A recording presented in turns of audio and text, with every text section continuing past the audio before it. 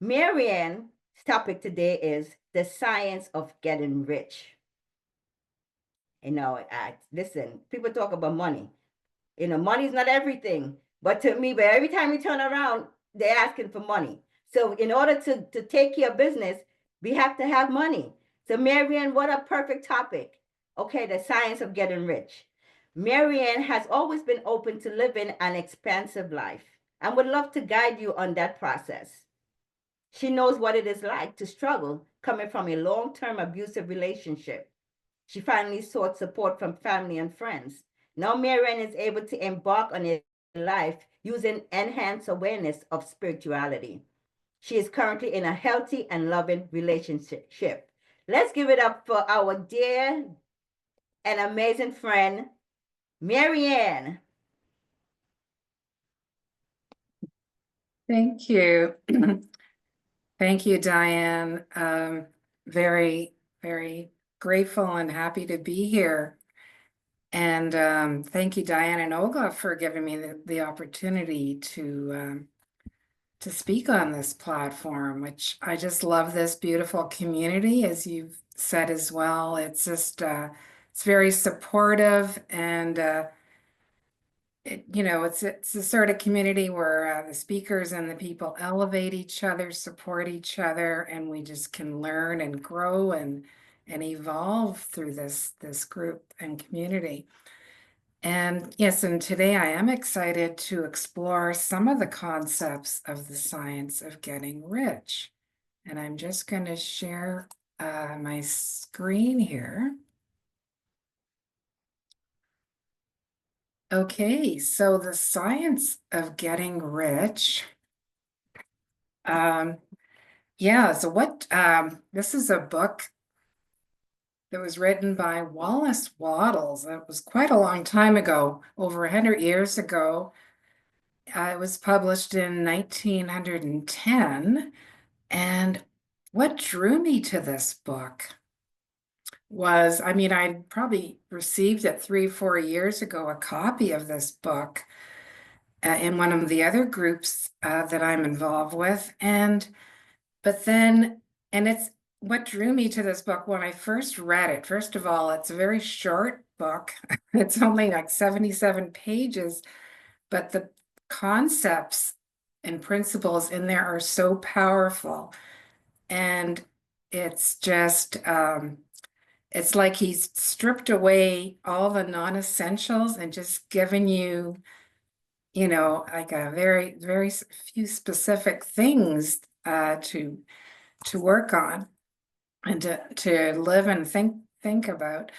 And so I just love that this book, after I read it, I thought, okay, it was, but I realized later with talking to people, you can read a book even a few times, but until you can know about the book and know about what's going on in the book, but you don't really know the book or the principles until you really study it. And I've started studying this book and I'm still studying it. Actually listening, it's part of my morning routine now to listen to an audio of 4 of the chapters in this book. And those are the 4 chapters I'm really going to talk about today. So yeah, that was just really intriguing that that there was so much knowledge and wisdom in this book. So okay, so it's called The Science of Getting Rich because the science part is, and you can hopefully everybody can see my screen, right? Okay. The science part is that wealth creation is not a matter of luck, talent, or circumstance, but rather the application of universal laws and principles. And one of the creed statements in the science of getting rich, there are some other ones, but this is one of the main ones. And he says, there is a thinking stuff from which all things are made, and which in its original state permeates, penetrates and fills the inner spaces of the universe.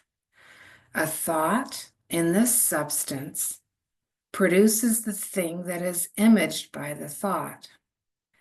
Man can form things in his thought, and by impressing his thought upon formless substance, can cause the thing he thinks about to be created. Now, the author really expects that we take these creed statements and these concepts on faith, and for us to accept them, dwell on them, meditate on it, and really eventually commit them to memory, because this is like the basis. And when I first heard there's a thinking stuff, I thought, what in the world is that? What's he talking about? It's basically because it was written so long ago. He's basically talking about infinite intelligence, just the universal or infinite intelligence, God, however you want to call, whatever you want to call it. And that's the formless substance that's out there as well. So I would like to welcome you to the science of getting rich. And I want to welcome you, the you were always meant to be. So I want you to allow yourself just to get emotionally involved with these ideas and principles, and to get excited about a life that you really want to create. So just for a moment, ask yourself, what do I really want? Do you have a big dream or vision that you would love to manifest? And if anything comes to mind, I invite you to journal about this, and maybe even put something in the chat. Now, I don't know if I can actually see the chat right now. Yes, I can. Yeah, if you want to put anything in the chat as we go along, that would be great. Whoops, sorry. Okay, so today's topics I'm going to cover today is thinking in this certain way, acting in this certain way, gratitude, and being a person of increase. And I'm going to especially focus on thinking in this certain way, because I think that is the most important thing to really focus on. First of all, there's the right to be rich. And we all have the right to be rich, because the desire for riches is really the desire for a richer, fuller, and more abundant life. And it's the desire to actually live into our full potential. It's just the natural impulse of life to seek to live more. It's aspirational. And the very best thing you can do for the world is to make the most of yourself. Do you agree? Does everybody agree with that? See if that resonates with you. So thinking in this certain way. Here's the first principle that Wallace Wattles puts out. Thought is the only power which can produce tangible riches from the formless substance. The stuff from which all things are made is a substance which thinks, and a thought of form in this substance produces that form. And we are thinking centers, and we can direct our thoughts to infinite intelligence. So that just expresses how powerful our thoughts are, and that we have control of our thoughts to create what we want to create. Whoops. Okay. The first step The first step is to think what you want to think and convey the idea of your wants to the formless substance, to infinite intelligence. And a man's way of doing things is the direct result of the way he thinks about things. Now, think what you want to think. What does that actually mean? Well, Wallace Wattles says that to think what you want to think is to think truth regardless of appearances. And we'll explore that a bit because we live in a physical world of appearances, and these can cause us to believe that we are physical things in a world of things. We can think that our current results of lack and limitation are the truth, and with these thoughts, we create more of the same. It's easy to think according to appearances, as we often feel that our circumstances and conditions are the truth. We may look at our bank account or our current position, and that becomes our reality. So, can you relate this to your own experience? Do you ever feel stuck in your situation or circumstances? But, it requires much more mental power to think truth, regardless of the appearances that are suggested to us in the physical world. And we'll talk a little bit more about what the truth is, because it helps to remember that we are spiritual beings having a human existence, and our spiritual essence is actually the core of our existence. Whoops, sorry. Okay, okay. So Wallace Wattles says, every appearance in the visible world tends to produce a corresponding form in the mind which observes it. And this can only be prevented by holding the thought of the truth. He says to look upon the appearance of disease will produce the form of disease in your own mind and ultimately in your body, unless you hold the thought of the truth, which is that there is no disease, it is only an appearance, and the reality is health. Well, when I first heard this, I could not wrap my head around this concept at all, because I thought, that just didn't seem to make sense to me. But then he further says that medicine, as a science of disease, has increased disease. And that makes sense, because what we put our attention on grows. So the more focus we have on disease, that you'll see more of that being prevalent.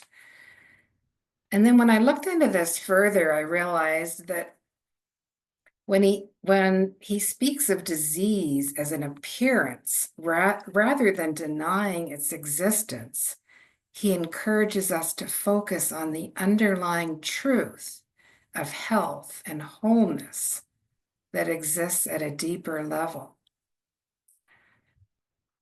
And this shifts our mindset from fear and limitation to possibility and healing. So by choosing to focus on health rather than illness, we can engage the mind's power to influence our physical state.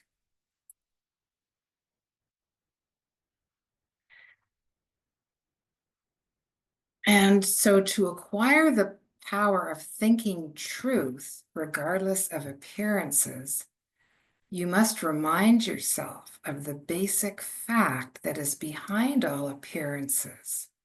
And that fact is there is one thinking substance, or infinite intelligence, from which all things are made.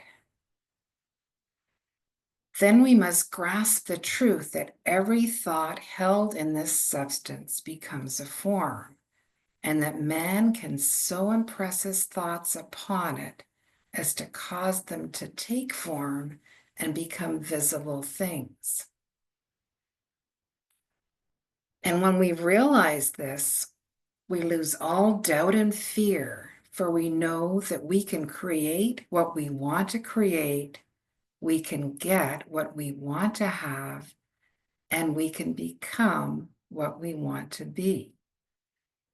And the author suggests that we go back frequently to the creed statement that says, there is a thinking stuff from which all things are made, and which, in its original state, permeates, penetrates, and fills the inner spaces of the universe. A thought in this substance produces the thing that is imaged by the thought. Man can form things in his thought, and by impressing his thought upon formless substance, can cause the thing he thinks about to be created. Whoops, sorry. Okay, so an aware or informed person, rather than thinking from circumstances, is seeing his reality and truth as from such circumstances. A more aware or informed person, their thoughts become ideas, which cause feelings, which cause actions, and which produced their desired results. So basically it's a shift of focus from scarcity to abundant mindset, from lack to sufficiency, and from scarcity to possibility. And in these modern times, we know that this activates new neural pathways when we have this way of thinking creates new neural pathways and creates a vibrational match between our current state and our desired outcome or vision. Because when you're focused in an abundant mindset, your actions come from inspired ideas that are aligned with your goals and desires. Sorry. I am sorry, I'm just, okay. Okay, sorry about that. Okay, so now we're going to talk about having a clear vision.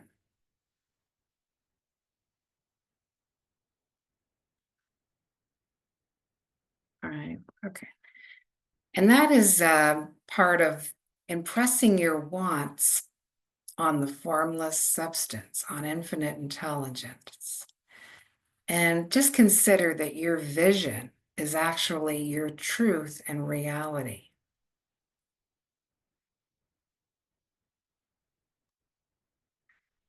And your vision must be coherent. You must know what you want and be very definite. You need to have it badly enough. What your vision has to be something you want badly enough to have it continually in your thoughts. And it's very important to have a frequent contemplation of the mental image in your vision and have it with unwavering faith and devout gratitude. This just adds the power to your vision. And you need to have a purpose to realize it and to bring it out into tangible expression. You need to believe that you can realize this vision and have the purpose to do that. And to have an invincible and unwavering faith that this thing that you want is already yours and you only need to take possession of it. And this sort of vision and this way of impressing your wants on the formless substance, this is what sets the creative motion forces in motion. Because when you can sincerely thank God for the things which you own only in imagination, you have real faith.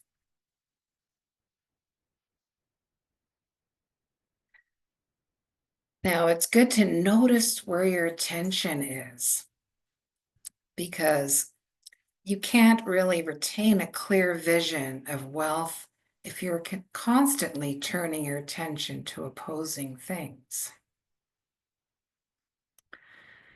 So it's good not to speak of past financial troubles if you've had any, or of the poverty of your parents, if that was a thing, or any hardships in your early life, or even the hardships of other people that you know. It's that puts you in sort of a bad mindset to be doing that, and should try to avoid allowing yourself to feel disappointed. You may think everything's set for your vision to come through and it doesn't happen the way you want, or something doesn't go the way you want.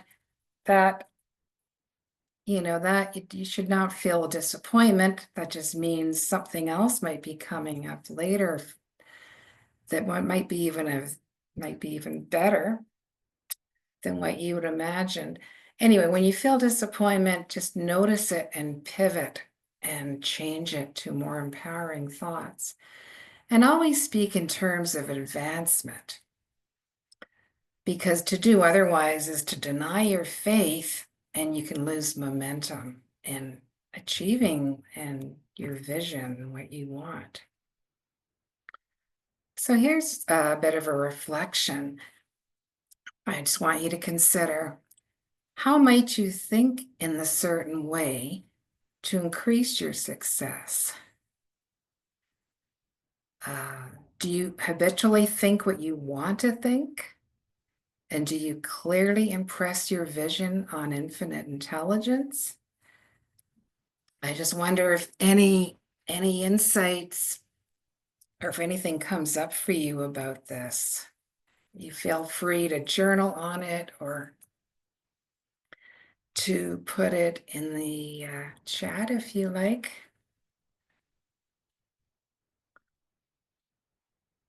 So I'll give you just a few seconds to do that.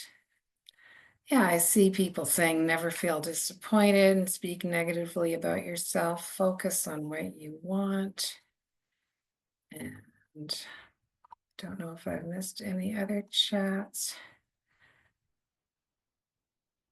Yes, people are saying, Dr. Karen says, consciousness, thought form, us is all there is, I think she says.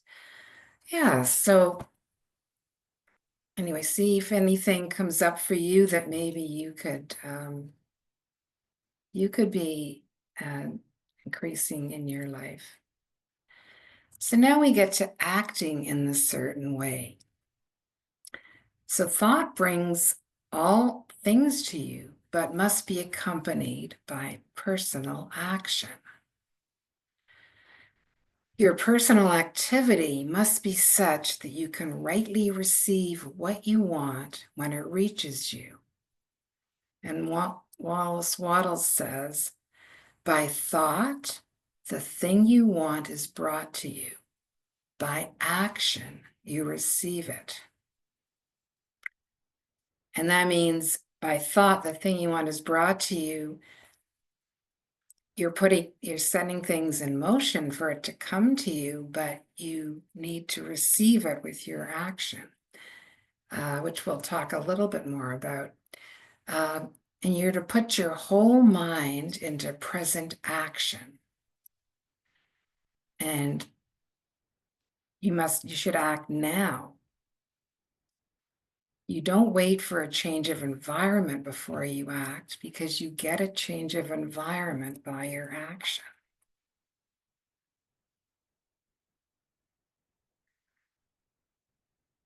And you must give every man more in-use value than he gives you in cash value. Like, for example, you give the value of a book that maybe you sell or a program that you offer would have more in-use value than the cash value you're asking for. And the scientific use of thought consists of forming a clear mental image of what you want and holding fast to the purpose to get what you want. And in realizing with grateful faith that you do get what you want.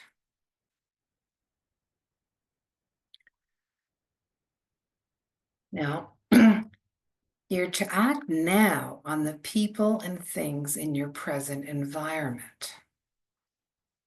Because there's always something you can do with the people and things and resources you currently have.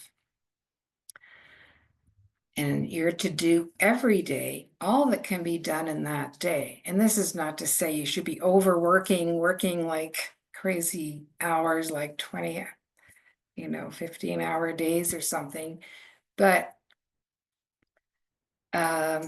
you can advance by being larger than your present place.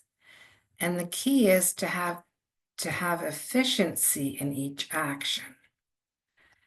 And you do this by holding your vision while you're doing it and putting the whole power of your faith and purpose into it. Even in everyday actions, you just, you could be doing the dishes or something. You could do things purposefully and by holding your vision while you're doing whatever you're doing. And it's important not to separate mental power from personal action. By thinking in one place at one time and acting in another place at another time. So, for example, you might, do your visioning in the morning, perhaps, and then later in the day, you're doing some action and you're not even thinking of your vision and what you want, and you're not putting any purpose or any power behind that. You're just making them two separate things that are not, they're put together, they can be very powerful. So you don't want to separate your mental power from your personal action. And you want to be the person in your vision. That's the way you want to act. Just how would that person be acting and talking and interacting with people? So reflection for you is there anything further that you can do to act in this certain way? Have any new insights come up for you? Let's just see if there's anything. Yeah, feel free to use the chat if you want to, or a journal on this. Manira says, I see my thoughts as my future reality. Yeah, and Sandy says there's some good insights coming. Yeah, just really lean into this. I think it's so important that we need to combine thought with personal action. Makes it so powerful. Now, gratitude. I think everybody's familiar and knows that gratitude is just something very profound, and it's profound catalyst actually for receiving abundance. I think we equate gratitude with abundance, with bringing in abundance. So once you've conveyed your wants to the formless substance, to infinite intelligence, use gratitude to relate yourself to formless intelligence in a harmonious way. And gratitude does keep you in touch with infinite intelligence. Is you believe that this substance gives you everything you desire, and you relate yourself to it through a feeling of deep and profound gratitude. Now, some people might, be grateful for something that they've gotten, and then they just sort of stop, being grateful after that. It's just like they cut off the ties to receiving anything else, or to opening themselves up to any more abundance. So be grateful for all your current blessings. And actually, it sends a signal to the subconscious mind in the universe that you're ready to receive more. Be grateful for what you have faith that you will receive even before it arrives. That is the faith that you're having, that what you are asking for in your vision, wanting in your vision, you should have faith that you're going to receive it. Be grateful for everything in your life and know that gratitude increases your faith. Because actually, if you don't have much gratitude for anything, you're going to start finding things that are wrong to complain about, to grumble about. You will be dissatisfied with things once when you're not in gratitude. Okay, now we're going to be talking about a person of increase. Have you ever met somebody who just being in their presence, you just feel so good, and they just you just want to be with that person because you feel so expansive and good when you're with them? Well, a person of increase, someone who uplifts people with genuine compliments or expresses appreciation to colleagues, friends, or loved ones. It's someone who's fully present in interactions, not distracted. It's like you can be with someone, converse with them, and be fully present and listen, and they feel your presence. And someone who dedicates time to their personal growth, could be through reading or listening to motivational material. Someone who might do acts of service and kindness, such as volunteering or helping a friend or a neighbor. So it's someone who adds value and gives inspiration to others. So I just want you to reflect on what small action could you take today to embody this principle of increase. Just see if there's something that comes to mind with that.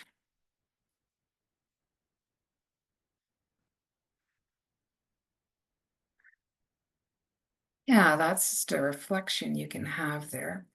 And so this is what Wallace Wattles says about being a person of increase. Increase is what all men and women are seeking. It's the urge of the formless intelligence within them seeking fuller expression.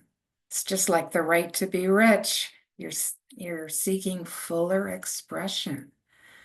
And all human activities are based on the desire for increase. More food, clothes, better shelter, more beauty, knowledge, more pleasure, an increase in something, more life. So by thinking and acting in a certain way, you're getting continuous increase for yourself, and you give it to everyone who you deal with. Put the thought of increase into every transaction, however small. It could be, even if you're selling a stick of candy to a child, just give them the thought of increase just by the way you act with your presence with them, and convey the impression of advancement with everything you do, and that you advance everyone who deals with you. So even to people you meet in a social way, give the thought of increase. And I think we gave some examples of how you could do that just by being present and being sincere and giving compliments and appreciation. Convey this impression by your unshakable faith that you yourself are in the way of increase. Feel that you're getting rich, and that in doing so, you are making others rich and conferring benefits on all. Simply feel the faith and let it work out in every transaction. Let every act and tone and look express the quiet assurance that you are getting rich, that you are already rich. Words will not be necessary to communicate this feeling to others. They will feel it when in your presence. So that is being a person of increase. So now just almost in closing here, we want to summarize Wallace Wattles' formula for success. And that is a definite vision plus fixity of purpose plus steady faith plus gratitude plus consistent action. And by action, we mean focused, strategic, and inspired action that aligns with your vision and purpose. So that is sort of the formula for success in the science of getting rich. And in conclusion, the author says, those who practice these instructions will certainly get rich or have abundance. And the riches they receive will be in an exact proportion to the definiteness of their vision, the fixity of their purpose, the steadiness of their faith, and the depth of their gratitude.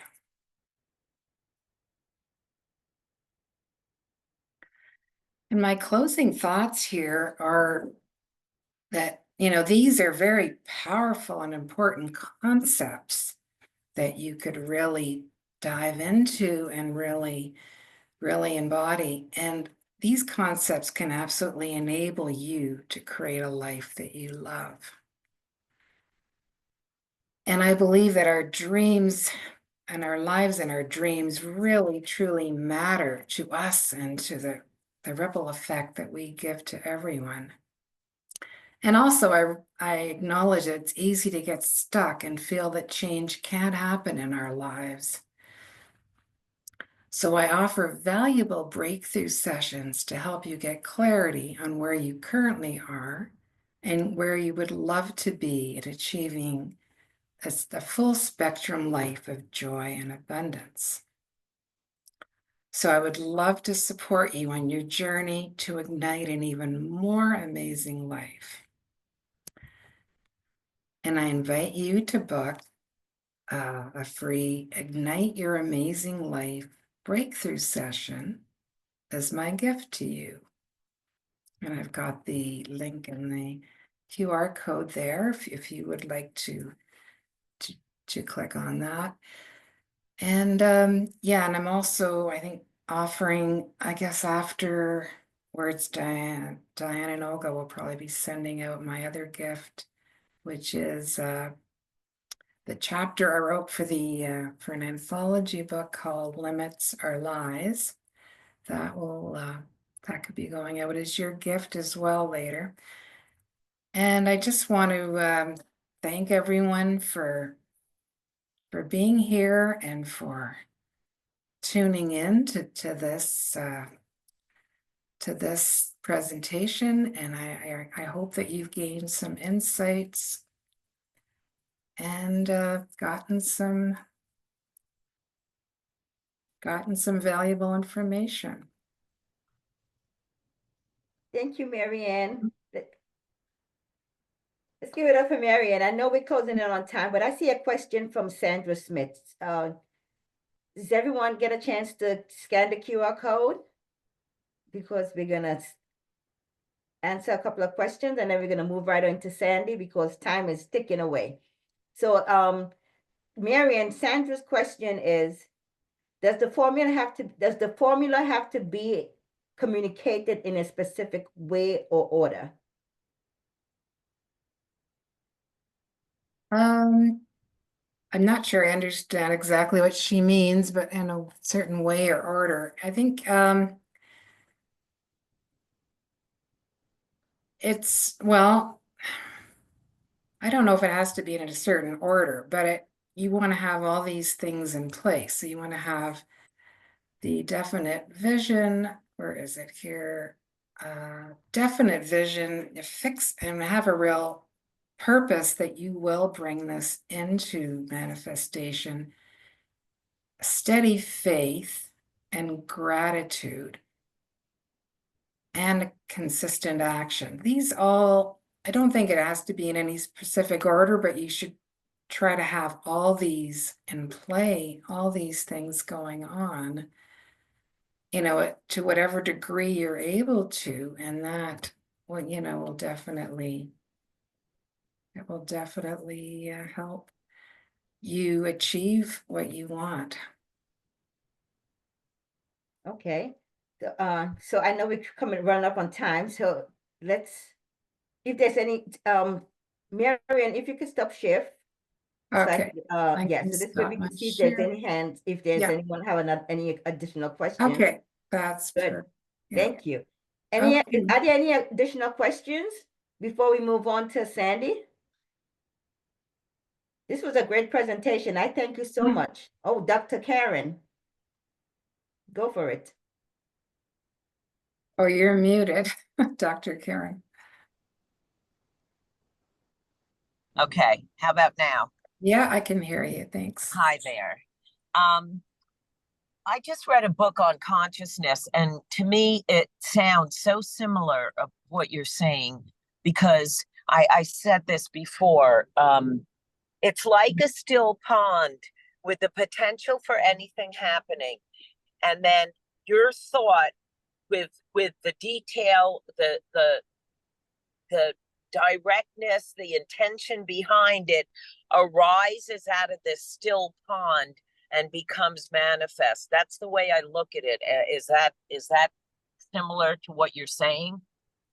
I think so. Yes. I mean, it's basically knowing that, yeah, you can communicate your thoughts to infinite intelligence, and you are a thinking center. So I think